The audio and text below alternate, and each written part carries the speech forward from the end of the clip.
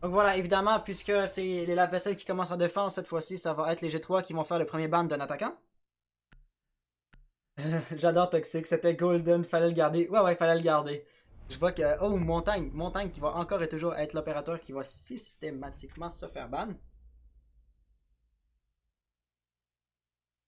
Et t'en fais pas. Les lave-vaisselle vont gagner. Fleawies dit que les lave-vaisselle vont gagner. Ils ont définitivement un retard d'une map actuellement, mais c'est rien qui est impossible à remonter. Dans un best of 3, bon, peut-être qu'un best of 5 c'est un peu plus long, mais dans un best of 3, tu sais, la fatigue commence peut-être à jouer un rôle dans la dernière map, mais ici, on peut pas vraiment dire que les joueurs sont comme écœurés d'être assis devant leur ordinateur. Définitivement, c'est pas encore le cas. La vaisselle ici va donc ban Capita en attaque. Ça, c'est intéressant. Capita qui a été bien joué précédemment, mais qui avait été bien joué comme que une ou deux fois. Ultimement, c'est pas le meilleur ou le plus important des opérateurs, si je puis me permettre. Va maintenant venir la vaisselle qui va ban son défenseur.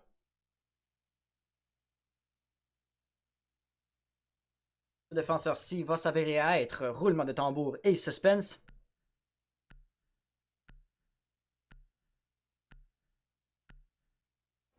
Pulse.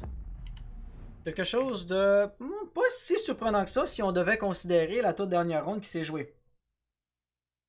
Est-ce qu'il y a déjà un joueur qui a perdu la connexion? J'avais entendu comme le bruit typique de quelqu'un qui se connecte ou qui se déconnecte. Je vais aller regarder le replay de ce que Toxic t'a mis. Puis je pense que ça paraît un peu. Oh ouais, ça paraît vraiment l'écran vert qui est super vert, disons. Oh non! Oh wow! Ok, et finalement voilà, Echo qui va avoir été notre dernier opérateur qui va avoir été ban. Insignifiante, merci pour le follow, bienvenue sur le live, bienvenue sur la chaîne, j'espère que tu vas t'y plaire. Évidemment, merci pour le follow. Moi, je ne sais pas pour qui je suis car je devais PU, mais à la dernière seconde, ils m'ont dit qu'ils avaient trouvé quelqu'un d'autre. Oh, ouais, ça c'est un peu dommage. Donc évidemment, les Good Luck Have Fun qui vont immédiatement arriver dans le chat, c'est toujours beau. Et on va avoir comme première défense Église et Armurerie. Donc avec la nouvelle map, bon la nouvelle d'il y a quasiment un an rendu là, mais quand même, avec le clubhouse qui a été modifié, souvent les équipes vont préférer aller au top en première défense. Mais ici, pour l'instant, ça ne semblerait pas être le cas.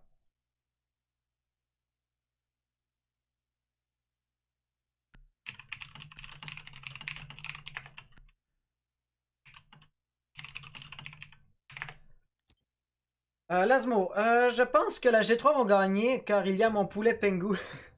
Ton poulet.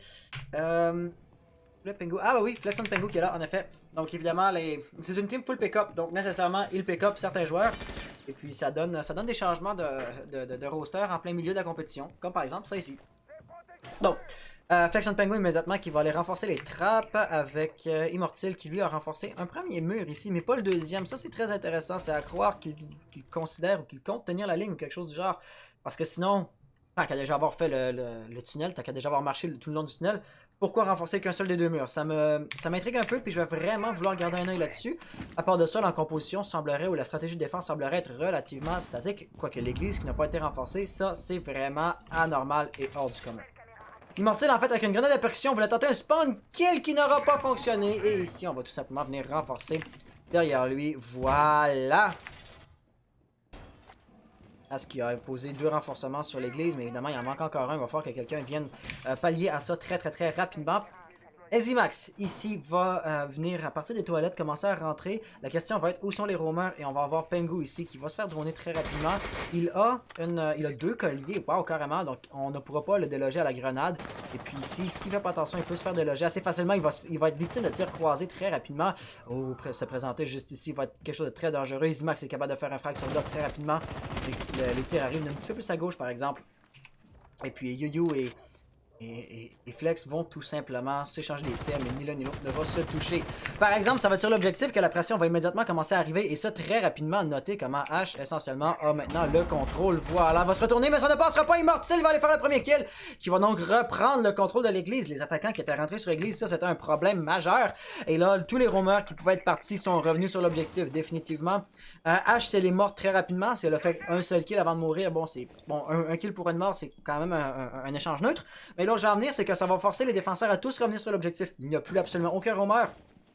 Et le reste de l'équipe lave-vaisselle va pouvoir arriver sur l'objectif sans trop de problèmes. Ce qui va définitivement être une bonne nouvelle ici. Xen a failli être en mesure de chercher un deuxième kill, mais ça ne passera tout juste pas. Et puis ici, ce que je me suis trompé, c'est le lave-vaisselle qui était supposé commencer en défense. Oups. J'avais changé les paramètres pourtant, je pense.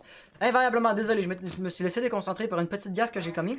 Xen, il va maintenant être en situation de 1v4, rectification, 1v3. C'est Sledge qui a le désamorceur. Sledge est le dernier opérateur à avoir toute sa vie. Les deux autres devraient mourir d'une seule balle. Et voilà, Yu va tomber très rapidement. Désamorceur est en train de se faire poser. Finalement, on va annuler. Ça doit être un drone Yokai. Non, ça va être une nivellette de Maestro qui est en train de prendre des informations. Ça va permettre à Xen de faire la rotation. Je pense pas que Twitch l'aura vu. Un autre kill va arriver très rapidement. Très bien joué ici. Le clutch est en train d'avoir lieu. Xen a fait la triple élimination. On ne pourra pas poser le désamorceur juste comme ça, surtout avec l'Evelay qui va faire des pings en permanence. L'information sur le pose est en train d'arriver. Ici, la décale, est-ce que ça va passer? Non! IPZ Murdoch va aller faire le kill final et la vaisselle qui va remporter la première ronde. Très bien joué ici de la part de Murdoch.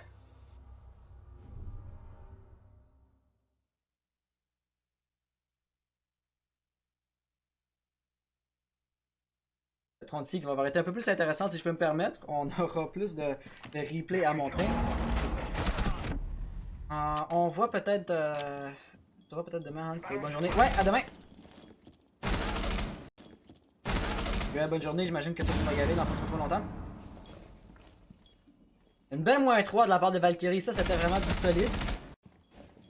Et la défense ayant échoué, ben, ils vont pouvoir y retourner et c'est exactement ce qu'ils vont faire. Avec finalement ici le kill final.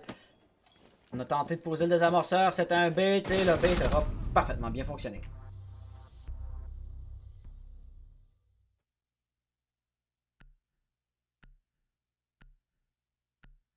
Je viens de voir dans quoi ma souris se prend. Mon corps de souris est apparemment un peu limité. Donc, première ronde qui aura été gagnée par les G3, mais vraiment de peu. Mais quand je dis de peu, de vraiment très peu.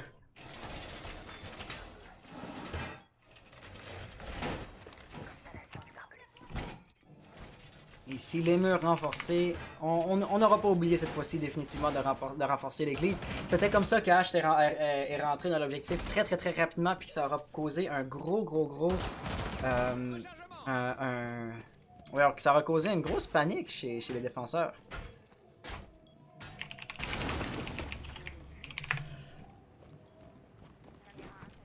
Et voilà, Hask qui semblerait vouloir garder un seul des murs non renforcés des deux côtés pour poser des murs des murs renforcés comme ça. Donc les décales de Hask vont être très possibles ici. Puis ça peut être assez intéressant de regarder parce que chacun des murs, ou si quelqu'un devait tenir chacun des miras, quand même, ils sont comme dos à dos l'un à l'autre. Donc si l'un des miras devait tomber, la deuxième personne devrait se faire avoir assez rapidement, tu vois.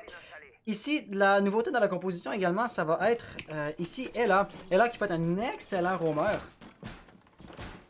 Et puis, à part de ça, pour l'instant, n'est pas en train de roamer particulièrement agressivement, ce qui est quelque chose de bien intéressant. Reste à voir. Flexion Pengu également qui va rester sur l'objectif. S'il est bien supporté, il peut toujours faire du sale.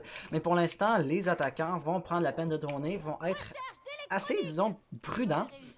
Et puis pour l'instant, ça va plus ou moins fonctionner puisqu'ils sont capables de s'avancer. Comme par exemple ici, Easymax a pris le contrôle de la trappe. Donc tout ce qu'il y a à faire, c'est Yoyu n'a qu'à revenir comme dans la cuisine pour ouvrir la trappe et mettre de la pression à partir de la verticalité.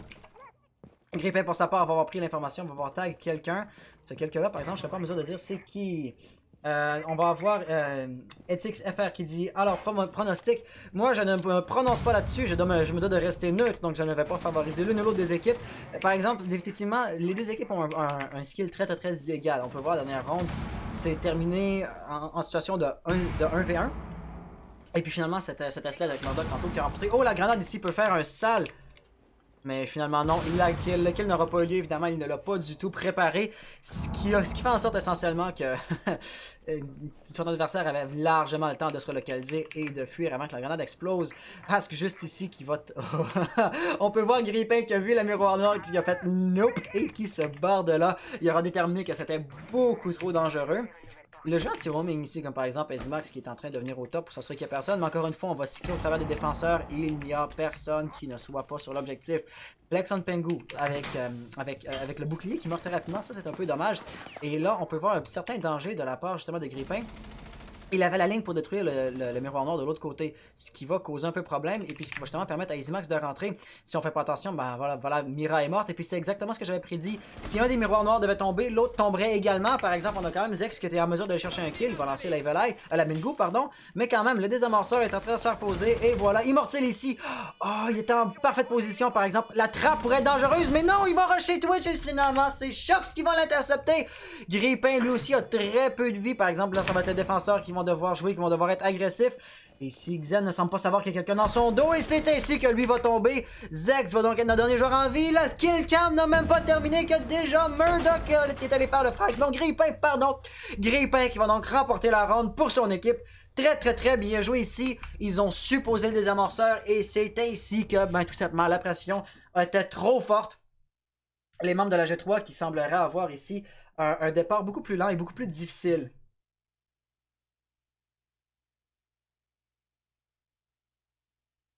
Et voilà. Le replay. IQ qui a bien tenté, malheureusement, Lésion tenait parfaitement bien la ligne.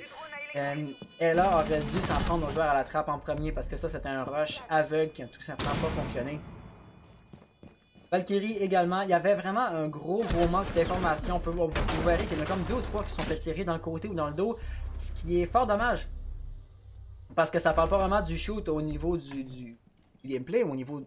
Ben, ça parle pas du niveau du shoot, voilà, carrément. Ça parle plus de manque de game sense, et puis ça, c'est toujours vraiment dommage à voir.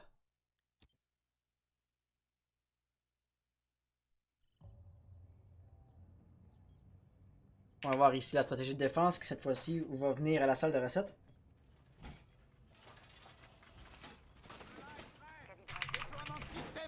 Immortal, évidemment, va poser ses renforcements juste ici. On va également avoir un dispositif Jäger juste là. Donc évidemment, on ne veut pas que si jamais Immortal fasse le Banditrix, on veut pas qu'il se fasse déloger par une grenade. Notez Sledge justement dans la composition qu'il y a les grenades frag dans son inventaire. Et puis à part de ça, qu'est-ce que je peux vraiment rajouter? La composition semblerait être assez standard. Le miroir noir va venir ici, sans doute quelques barbelés dans les escaliers, voilà. La caméra Valkyrie, oh intéressant. Et puis finalement, ça va être les Evil Eye de Maestro qui vont m'intéresser. Où les a-t-il posés? Pour l'instant, il les a déjà posés toutes les deux. On va en avoir une juste ici à côté du miroir noir. Attention, c'est un miroir noir sur un mur non renforcé. Donc si jamais tu vas avoir une hache, exemple, ou un sledge qui est capable de venir fracasser le mur, ben, il va être capable de détruire l'Evil Eye en même temps.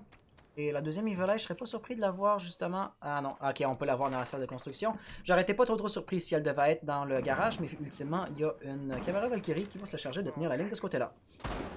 Le drone va prendre des informations, il va tout juste garder la vie sauve. Donc ici, Zex va recevoir de la pression. Oh, et il a de la difficulté à détruire le drone. Oh, ça c'est dommage. Parce que s'il n'arrive pas à détruire le drone, comment il va faire pour tuer un adversaire? Le drone finalement va tomber, mais quand même, il n'y a personne qui ne rush le garage pour l'instant. Notez bien, le mot-clé c'est pour l'instant, parce que définitivement la pression va arriver d'un côté ou d'un autre, éventuellement. Voilà, Grippin qui est capable d'arriver, qui est capable d'ouvrir le mur du garage qui n'était pas renforcé. Plusieurs équipes vont avoir tendance à renforcer ce mur-là, puis on peut voir à quoi ça sert. Zex qui va tenter la rotation, mais qui va finalement se faire intercepter par Grippin. C'était beaucoup trop agressif, c'était beaucoup trop dangereux. On va voir Murdoch qui est capable de faire un kill au même moment, donc ça va vraiment déloger le jeu de roaming. Il va nous rester avec Valkyrie qui est en train de droner à partir de juste là. Bandit, au moment où je pense la perspective va tomber. Les attaquants ont donc un contrôle total maintenant du garage. C'est vraiment une stratégie qui semble beaucoup mieux fonctionner cette fois-ci que précédemment. Là, Clémor ici, IPZ semblait penser qu'il avait les charges explosives dans son inventaire. Il jouait comme s'il y avait les charges explosives. Finalement, il sort une Clémor dans sa main, ça fait oups. Et là, la défense est en situation de 2v5. Zen est encore derrière le miroir noir. Et puis Ask lui, n'est pas derrière le miroir noir, mais il a une très bonne ligne également. Ici, un kill assez facile pour Xen, mais ça ne passera tout juste pas. Les décales sont tout juste trop étroites. On sait très clairement de quel côté la pression va arriver, par exemple. Le moindrement que quelqu'un veut rentrer par cette fenêtre-là, Xen va l'attendre de pied ferme. Et ici, Ask tient également un kill pourrait s'avérer ici. Mais oui! Yu savait où Ask se trouvait! Ça va nous laisser avec Xen en situation de 1v4.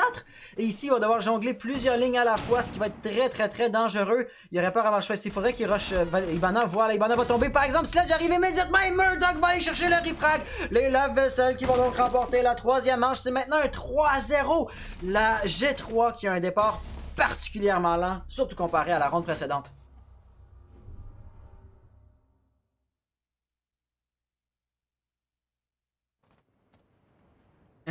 Lasmo qui dit le lave-vaisselle ne drone pas ou c'est moi qui n'ai pas vu. C'est sûr que je vais essayer de prendre la perspective des opérateurs qui vont être en train comme de rusher puis d'aller chercher des kills plutôt que les opérateurs qui sont en train de droner.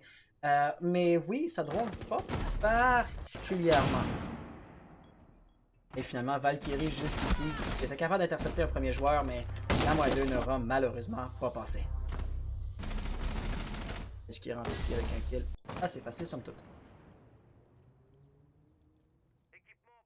Donc on s'enligne pour la quatrième manche. Celle-ci va retourner dans la salle de surveillance, dans la salle de recettes.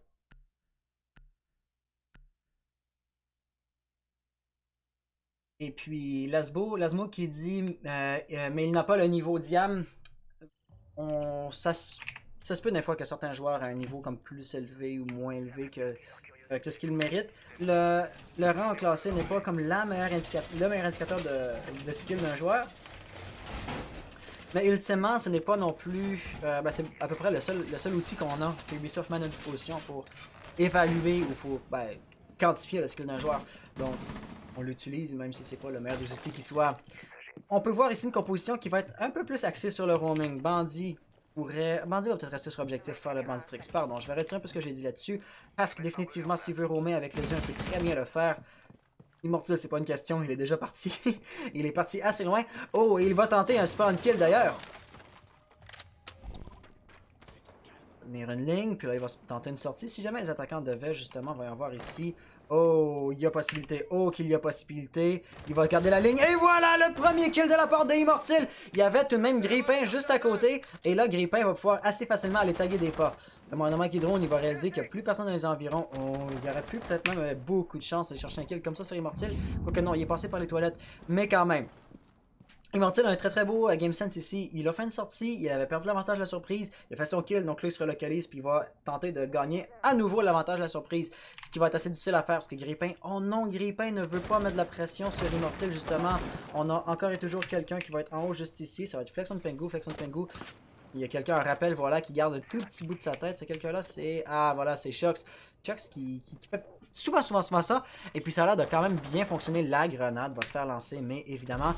Non, je suis tout à fait surpris, c'est Jagger. Je me serais attendu à ce qu'il y ait un dispositif juste là, mais finalement, ce n'était pas le cas. Quelle surprise, quel revirement de situation. Immortal, lui, va être en bonne position pour revenir dans le garage s'il veut le faire. Pour l'instant, par exemple, oh oui, on a Grippin qui est juste là. Grippin, d'ailleurs, qui peut taguer des pas, mais qui ne pourra pas trouver les pas de Immortal. Donc, la bonne personne à ne pas repérer ne sera pas repérée en ce qui concerne le flanc ici de la part de la G3. Ça va quand même être dangereux. On a quand même Grippin qui va faire attention à lui. Et là, il est en train de droner. IPZ qui est en train de regarder dans cette direction-là. Ce serait l'occasion en or pour Immortal d'y aller. Est-ce qu'il va le faire? Est-ce qu'il va prendre un risque? Ou est-ce qu'il va rester ici à attendre que quelqu'un se présente? Il va y aller finalement. Le drone va se faire détruire. Et là, voilà, Jackal est rentré sur l'objectif. Shox également va faire un kill par exemple. Voilà, Immortal a réussi à faire un premier frag. Donc une petite doublée ici. Shox va se retourner. Il va s'attendre justement à ce que ça revienne sur lui. Et donc là, concrètement, Ask pourrait assez facilement faire une reprise de l'objectif. S'il est capable de gagner son kill, ce qui sera pas le cas. Shox avec le double kill ici va commencer à poser le désamorceur, mais on va avoir Immortal qui est revenu. Zex qui fait un kill au même moment. Ça me laisse avec Murdoch en situation de 1v2. Il a 2 Mingo dans le pied. Il va l'arracher immédiatement. La caméra va se faire détruire et là, il voit tout juste pas la silhouette de son adversaire. Par une grenade. Est-ce que la grenade va le faire? Non, ça ne passe tout juste pas. Bien essayé cependant. Il voit peut-être le bout du pied, il sait exactement où se trouve son adversaire. Ça va forcer Bandit à se relocaliser. Là, la décale va être très possible, mais il n'aura pas non plus vu son adversaire, malheureusement. Il sait exactement où il est, mais son adversaire, encore une fois, est caché et ne sera pas visible pour lui. Donc, il n'aura pas vraiment d'autre choix, Murdoch, que de rusher. Finalement, non, il n'a pas l'information sur la présence de Bandit. Et d'ailleurs, il est en situation de 1v2, il n'a pas le désamorceur. 18 secondes restantes au chrono. Il n'aura pas d'autre choix que de rentrer très rapidement. Et Zex risque de l'attendre de pied ferme juste ici. Il voit encore le bout du pied. Il va être capable d'aller chercher le kill. 9 secondes. Il n'y a aucune information sur la présence de son dernier adversaire. Il sait pas où il est. Juste là, il va l'avoir trouvé. La décale pré-shot. Oui, ça va passer. La vaisselle Murdoch qui va faire la -3. Le clutch. Et il va remporter la ronde pour son équipe. Très bien joué ici, un excellent game sense. Il a guetté le coin au cas où il y avait quelqu'un. Et c'était le cas. Excellent jeu ici. Excellent jeu.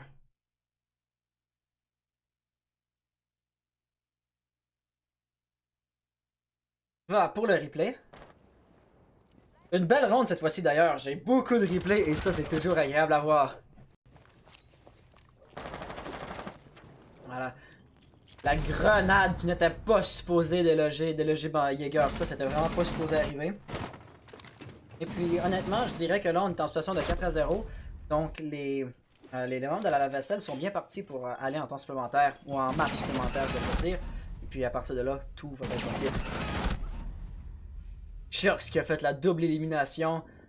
Mais ça s'est arrêté là, il a tenté de poser le désamorceur, mais ça n'a pas fonctionné. Et ici, la 1v2, qui est le petit clutch qui a eu lieu, très bien joué. Double élimination, voilà. Et le troisième kill qui arrive, qui savait qu'il était là, beau pré-shot, voilà. La vaisselle qui fait le clutch.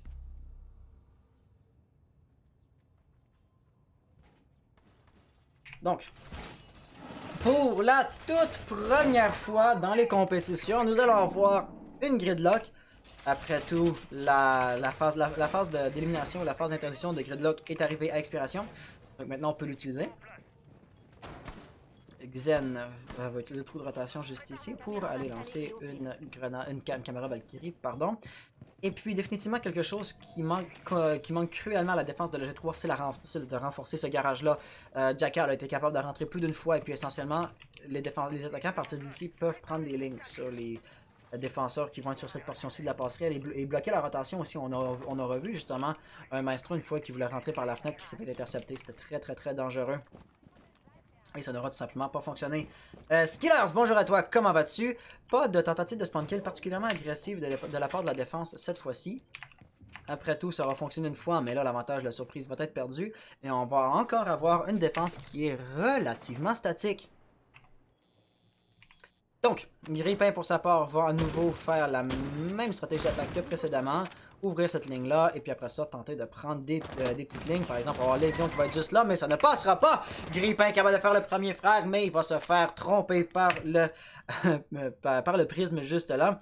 Donc, Flexion Pengu qui va avoir clairement l'information sur la présence de son adversaire. Shurks qui va à nouveau faire la même chose, hein, rappel, tête par en bas. Va détruire, voilà, les prismas. Et puis ça va clairement indiquer la présence sur sa présence à Immortal qui était juste ici, qui a clairement entendu ça. On a Xen qui a été capable de faire un kill, par exemple, un kill, je ne sais pas trop de quel angle. Mais définitivement, les attaquants sont en train d'arriver par en haut. On va avoir Murdoch qui est en PLS, donc Shurks qui va devoir tenter d'aller sauver les tracks qui ont été lancés vont clairement empêcher les possibilités d'attaque de ce côté-là. Et là, par exemple, Shurks qui est en train de détruire la caméra au mauvais moment. Finalement, par exemple, Murdoch va être tombé. Il est en PLS depuis un bout. On va finalement l'avoir abattu. C'est une situation de 3v3, par exemple. La plupart des défenseurs, en fait, 2 des 3 attaquants, pardon, je me trompe, sont presque à court de vie. Une balle devrait les abattre. Alors que les attaquants, les défenseurs, pardon, je me mélange tout le temps. Les membres de la G3 ont encore toute leur vie.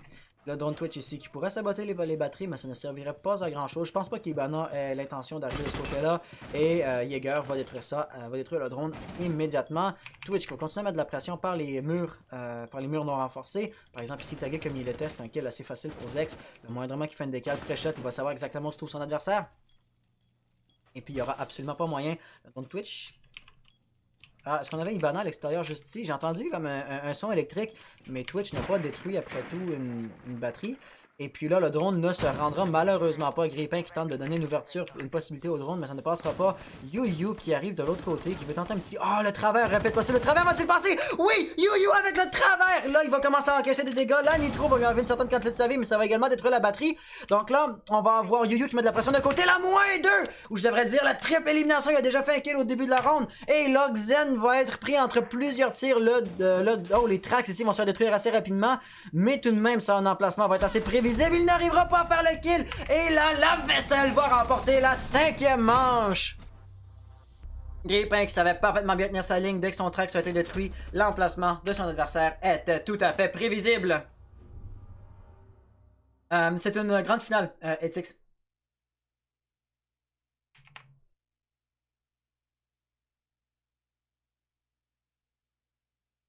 Et voilà pour le replay.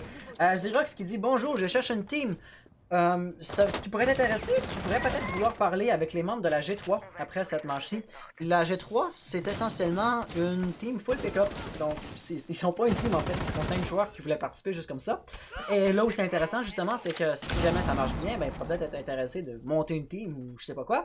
Et puis si ça se trouve, ils pourraient t'inclure dans le projet. Tu sais, si jamais là. ou si jamais ils devaient dans le futur faire à nouveau une team full pick-up, peut-être inclure dans une prochaine compétition. Et voilà, Valkyrie qui va tomber ici. Très beau jeu. Très très très beau jeu. Donc ici, si je peux noter, on est en situation de 5-0. La G3 qui n'a gagné absolument aucune manche jusqu'à présent. Ça va commencer à être un problème majeur pour la défense ici. En espérant qu'ils soient capables de remporter leur ronde lorsqu'on va voir le changement de rôle. Après tout, c'est la dernière manche avant le changement de rôle. Mais jusqu'à présent, rien n'est donné. On va avoir un changement d'objectif. Par exemple, on va venir dans la chambre. Et puis, la composition va être un peu différente. Je note qu'on a presque jamais, voire pas du tout, joué Smoke. Et puis en même temps, les attaques prennent un peu de temps, mais ne prennent pas tout le temps de la partie. Donc on peut comprendre aussi pourquoi ils n'ont pas particulièrement besoin de... Donc, voilà, la stratégie de défense, la phase de préparation va être terminée. La stratégie de défense va être relativement typique. Des fois, il y a des gens qui vont venir renforcer jusqu'à la salle des recettes pour vraiment élargir la défense un maximum. Mais cette fois-ci, ça ne sera définitivement pas le cas.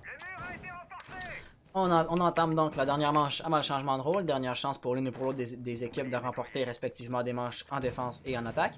Et là, Eczema va immédiatement commencer à mettre de la pression, mais il a été repéré très rapidement. Il peut tenter comme il veut, mais ultimement, il n'y aura pas moins qui rentre. Oh, ça, si ça se trouve, ça va pouvoir enlever un petit peu de vie à quelqu'un. Non, ça aurait été bloqué par un dispositif Jagger.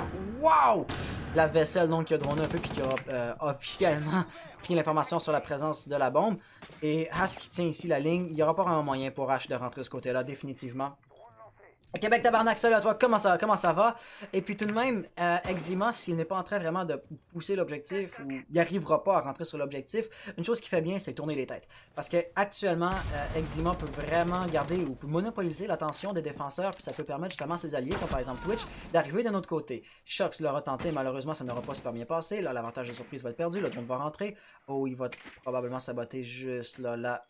Là, il va falloir qu'il arrive, par exemple, son drone va se faire saboter s'il ne fait pas attention. Mais voilà, il va maintenant tomber. Grippin était capable de faire un frag sur Maestro, donc Hask va tomber également. Murdoch tente de lancer la grenade frag au travers du trou ici, mais ça n'a pas super bien passé. Ils vont en préparer une deuxième. Celle-ci va rouler. Et n'a même pas détruit le bouclier déployable, fort malheureusement. Donc, si jamais Ibanner voulait ouvrir le balcon de l'autre côté, ça ne passera pas. Le brouillard est encore intact. Tout de même, Eczema, ce qui me surprend un peu, c'est qu'ils sont encore en vie. Ils mettent la pression à partir d'un endroit qui est très très très dangereux depuis le tout début de la ronde. Et puis, il est capable de vraiment bloquer les rotations des défenseurs. Les défenseurs, évidemment, s'ils se présentent, savent que Eczema va l'intercepter. Et donc, c'est comme ça qu'il y aurait justement possibilité pour les attaquants, pour ses alliés, je devrais dire, à Eczema de rentrer dans l'objectif. Comme par exemple, Shox, je pense pas qu'il y a personne qui tienne immédiatement ou concrètement la ligne. Il va rentrer Eczema de l'autre côté. Et là, ça va lui ouvrir des tirs croisés très très très intéressants. Grippin est capable de faire un frag de son côté. Les défenseurs ici. Pengu va tomber. Ou Flex on Pengu, je devrais dire. C'est pas le Pengu. Xen capable de faire un frag. Par exemple, on va réanimer notre allié très rapidement. Et ici, situation de 1v2, rectification, 1v1, rectification. La -3 de Yuyu qui devrait arriver dans la kill cam finale. Wow, 3 kills qui sont arrivés en très rapide succession. La -1, la -2, la -3. Je suis un peu un peu déçu de ne pas avoir pu voir ça. En temps réel, mais pour le replay, pour la killcam finale, c'était du solide. Bien, merci. Et toi, moi, ça va. J'ai raté beaucoup de kills dans cette ronde-ci, ça me déçoit un peu. Mais à part de ça, ça va relativement bien. Faut que je commence à manquer un petit peu de voix. Ouais, j'ai qu'un seul replay essentiellement, ça c'est... Ouais. Très belle -3 par exemple, ça c'était vraiment du solide.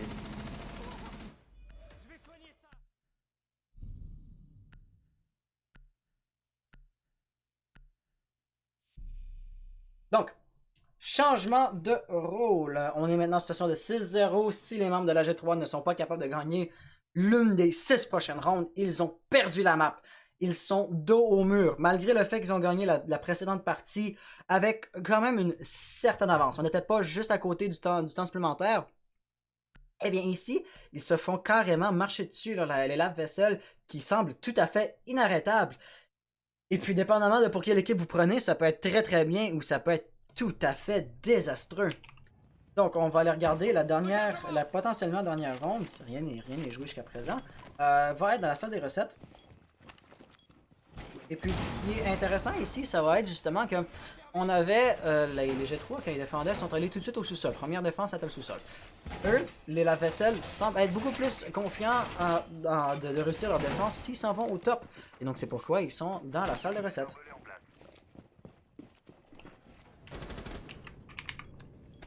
Reste à voir aussi quel mur ils vont renforcer, comme par exemple précédemment, le garage aurait dû être renforcé une ou deux fois. Ça aura permis justement des travers des attaquants, des membres de la lave-vaisselle d'aller chercher un ou deux kills. Et puis malgré le fait qu'ils ont carrément utilisé cette stratégie-là, ils ne semblent pas... Oh, vas-y, tu vas y arriver, Murdoch. Ils ne semblent pas particulièrement pressés de défendre ou de renforcer le mur qui leur aura permis justement d'aller chercher des kills plus d'une fois. On a Ezimax ici qui va vouloir tenter une sortie. Malheureusement pour lui, aucun des attaquants ne spawn là. Donc pour l'instant, c'est plus ou moins... Je vais pas dire une perte de temps, mais il tente autant qu'il veut. Si aucun des attaquants ne se présente, ben tu ne sers à rien. Ezimax. Ezimax! Oh oui, Ezimax avait très bien joué tout à l'heure. Et là, on peut voir qu'on a une défense beaucoup plus élargie. Les membres de la lave-vaisselle vont jouer là lourdement sur le roaming. En même temps, ça va causer le désavantage qu'il y a beaucoup moins... Oh, on a eu un petit bonhomme sourire qui avait été frappé dans ce mur-là. Ça va causer le désavantage, par exemple, que sur l'objectif même, il y a beaucoup moins de défenseurs. Concrètement, Shox ici pourrait tenter. La Nitro va se faire lancer. Est-ce que ça va passer? Non, ça ne passera pas. On a Thermite qui a encaissé quelques dégâts, mais vraiment pas beaucoup. C'est sûr qu'en parlant tout le temps comme ça fatigue effectivement la voix. Oui, si j'avais un co-caster, je parlerais pas tout au long de la ronde, mais seulement juste pour une portion de la ronde ici. Le frag de Yu-Yu, mais par exemple, on va voir Xen qui va aller punir ça. Il savait exactement où son adversaire se trouvait. Et donc le kill a été relativement facile à aller chercher. Donc, on est en situation de 4v4. On va voir Immortal qui voulait rentrer de ce côté-là, mais la mine Goo va clairement indiquer sa présence. Ça va quand même encore être Shock qui va recevoir l'écrasante majorité de la pression pour ce qui est de l'attaque ici. On a tout de même, je pense, Immortal qui est lentement mais sûrement en train de monter. Je pense qu'il y avait une ligne justement sur Shox. Shox qui va donc se relocaliser. Et voilà, prendre plusieurs tirs. Il va devoir se replier de plus en plus. Et puis là, si les attaquants jouent bien ça, il y aurait peut-être même moyen qu'ils rentrent et qu'ils prennent possession de l'objectif. C'est d'ailleurs ce que Thermite s'apprête à faire, j'ai l'impression. Immortal également est en train de se diriger vers la porte, vers la fenêtre principale. Il va tenir une ligne, ça va vraiment bloquer les rotations. Il a clairement vu, on a entendu la Mingo se faire lancer, donc il ne pourra pas juste rentrer là. Ask va tenter la décale. C'est un peu risqué, mais ça va payer. Et maintenant, tout ce qu'il a besoin de faire, c'est se faire protéger. Bandit qui veut y aller, ça ne passera pas. Situation maintenant de 2v4. Immortal est capable de faire un autre frag. Murdoch a maintenant très peu de vie et il va falloir faire une reprise de l'objectif. Caveira ici est un as caché potentiel. Elle peut arriver dans le dos, par exemple. Thermite semble s'y attendre. Thermite va se faire intercepter par Zex. Très bien joué. Exima, il y a quelqu'un juste là, il semble le savoir, par exemple, il ne veut pas tenter des tirs au travers. Gris, Pain va devoir remonter d'une façon ou d'une autre, donc il va prendre les escaliers. Et par exemple, il arrive d'un côté qui est très prévisible. Il y a quelqu'un en face de lui, il y a quelqu'un sur sa gauche. Comment va-t-il vouloir attaquer le problème? Exima, avec sa sortie, a réussi à bien faire ça. Le temps va s'écouler, il va falloir que Gris Pain fasse quelque chose là. Il va tenter la sortie de ce côté-là, il a trop tourné! Et c'est ainsi que Xen va aller faire un double kill. Exima, non, ça ne passera pas. Xen avec la -3! Très bien joué, la G3 qui nous montre qu'ils sont donc capables de quand même remporter au moins une ronde.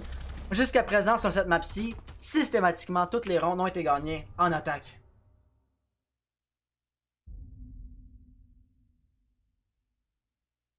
Va pour le replay. Et puis définitivement, qu'est-ce que je peux noter ici? On a beaucoup plus de roaming chez la lave-vaisselle que chez le G3. Est-ce que c'est un bien? Est-ce que c'est un mal? Ben, ici, ce serait inconclusif. Les membres de la G3, quand ils défendaient, ne roamaient pas et ils perdaient leur défense de toute façon. Et la vaisselle ici ont eu, comme par exemple avec Caveira ici, beaucoup plus de roaming. Mais ils ont eux aussi perdu leur défense. Donc qu'est-ce que je peux noter de ça? Honnêtement, pas grand chose. Il n'y a pas vraiment de conclusion à les tirer à partir de là. Vraiment, je veux juste souligner les styles de jeu qui sont différents pour les deux équipes.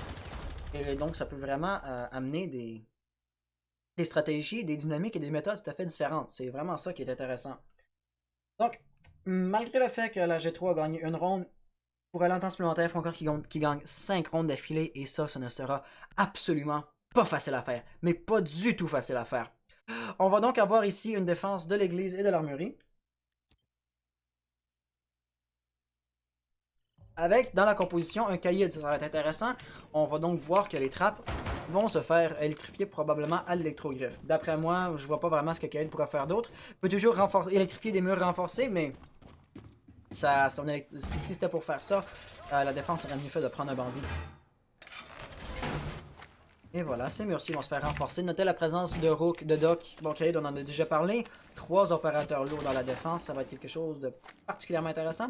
Ça parle d'une volonté de beaucoup plus rester sur l'objectif et beaucoup moins roamer. Et finalement, voilà, le P9 qui va réussir à abattre le drone après plusieurs tentatives. Presque personne n'a pris l'armure d'ailleurs, ça c'est intéressant. Et voilà, ça va arriver.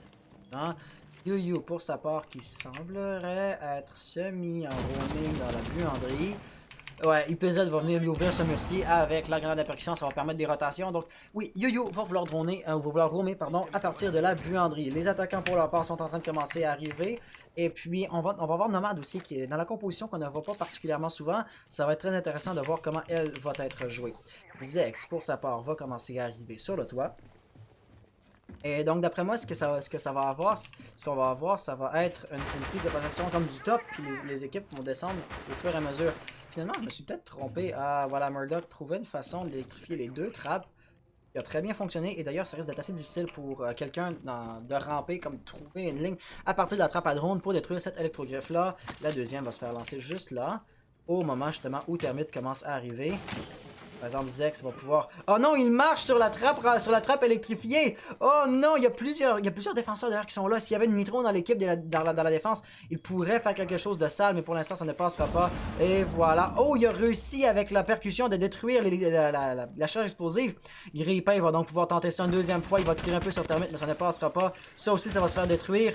Et là, finalement, ça ne passera pas. Il n'y avait plus une autre électrogriffe dans son inventaire. La Nitro va se faire lancer, mais juste un peu trop tard. Donc voilà, les attaquants ont maintenant trouvé leur point d'entrée. Immortal va vouloir flanquer un petit peu. Jaeger, pardon, est-il encore là? Non, Jaeger, ça fait une rotation. Et Zimax va être capable d'aller faire un premier kill. Zen, non, c'était pas Zen, pardon, c'était Immortal qui va arriver de ce côté-là. D'ailleurs, la rotation que les défenseurs ont faite pourrait se retourner contre eux. Immortal ici qui est en train de commencer à arriver. Et puis, Jaeger est-il en train de tenir une ligne? Oui, Yu va l'intercepter. Un beau kill ici va arriver. Ça commence à bien regarder pour les lave-vaisselle. Ils sont maintenant en situation de 5v3. Zen qui peut encore continuer à tenir des lignes à partir du top. Par exemple, pour l'instant, rien n'est donné. Zex va tenir une ligne, voilà, depuis l'escalier central. Oh, il aurait peut-être pu voir. Est-ce que c'était Kaïd qui était juste là? Oui, Kaïd, non, erreur sur la personne, je pourrais pas... Ah, c'était Doc, voilà. Mais ça n'aura tout simplement pas à donner. On va droner. Ah, ici, Zofia pourrait tout juste voir le kill peut-être, mais il faut qu'il fasse très attention parce qu'il est fait face à Murdoch. Murdoch a atteint 2 fois son adversaire pour le tuer dans la jambe, ce qui est définitivement pas le cas. Et Zimax qui était parti en roaming, qui a réussi à aller faire le kill apparemment. Termite de son côté qui va mettre beaucoup de pression, va réussir à mettre Termite Doc en PLS, pardon, mais Zimax va l'intercepter et Thatcher ici n'aura pas d'autre choix que de tenter, par exemple, ça regarde relativement mal, il n'y a plus de balles, il va devoir recharger et il se relocalise, non, il s'est replié un petit peu pour recharger, il va être capable de mettre un adversaire à terre, par exemple, là, il a relativement peu de vie, situation de 1v4, 20 secondes au chrono. Ça risque d'être incroyablement difficile. Est-ce qu'il va tenter le tout pour le tout? Il va sauter là. La grenade Thatcher qui va clairement laisser préaviser son arrivée. Et là, s'il saute, c'est mort. On a trop de canons qui sont pointés sur la trappe. Avec 7 secondes, il n'y a plus le temps de se relocaliser. Donc il n'y aura pas le choix que de sauter. Et il risque de mourir avant même que ses pieds ne touchent le sol. Murdoch qui va l'abattre avec le pistolet, ni plus ni moins. Les lave-vaisselle qui vont donc remporter la partie et remporter la map. Oh, le no-scope avec le cut en plus, c'était du solide! Une très belle victoire ici de la part de la lave-vaisselle.